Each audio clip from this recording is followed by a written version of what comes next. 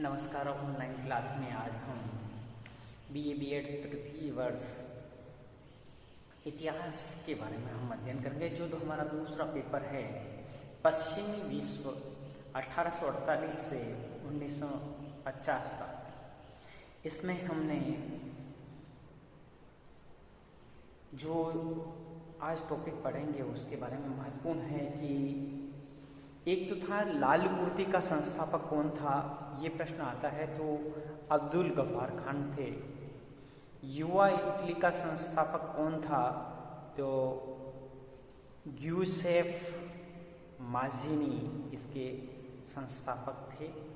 आज जो हमारा महत्वपूर्ण टॉपिक है वह है एक संस्था की स्थापना हुई थी, वियना में एक विद्रोह हुआ था, तो उस विद्रोह के बारे में एक कार्बोनी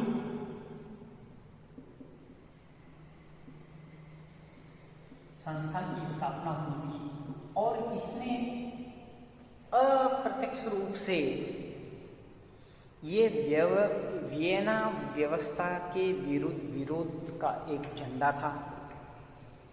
ये विश्व में पहली संस्था थी जो किसी राज्य के खिलाफ आयोजित की गई, इसलिए कार्बोनिक संस्था थी।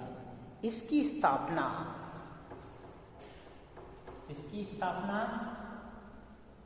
1820 ईस्वी में हुई और वियना के नेपल्स में नेपल्स नामक स्थान पर इस संस्था की 1820 ईस्वी में स्थापना हुई। इसके अधिकांश सदस्य दक्षिणी इटली के कोयले के खदान में काम करने वाले मजदूर थे।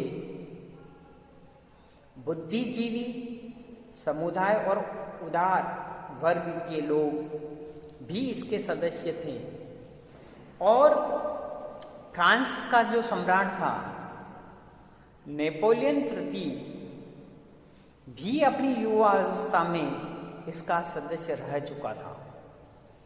इसी प्रकार से इटली के एकीकरण का एक महान नायक मैज़िनी भी इसका कुछ समय बिता चुका था। कार्बोनिक एक गुप्त संगठन था।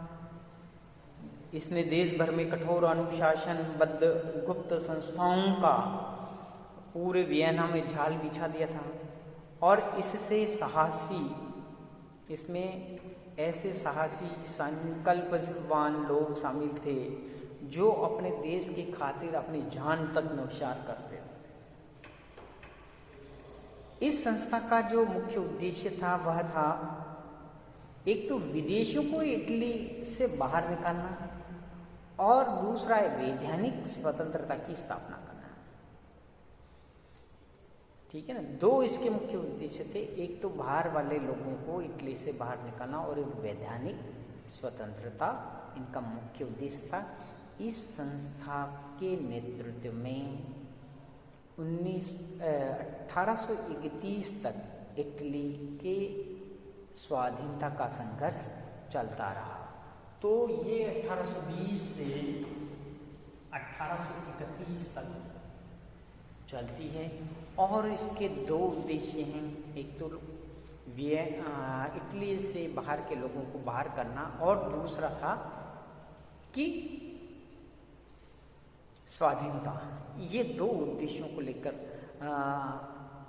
इस संस्था की स्थापना हुई और इस संस्था ने पूरे देश में इटली में यानी एक जाल बिछा दिया था अपने गुप्त रूप से और इसने बड़ी बहादुरी से इटली के एकीकरण में अपना महत्वपूर्ण योगदान दिया था। अब अगली वाली में हम पढ़ेंगे इटली के एकीकरण में इन विद्रोहों का क्या योगदान रहा है, उसके बारे में हम अध्ययन करेंगे। धन्यवाद।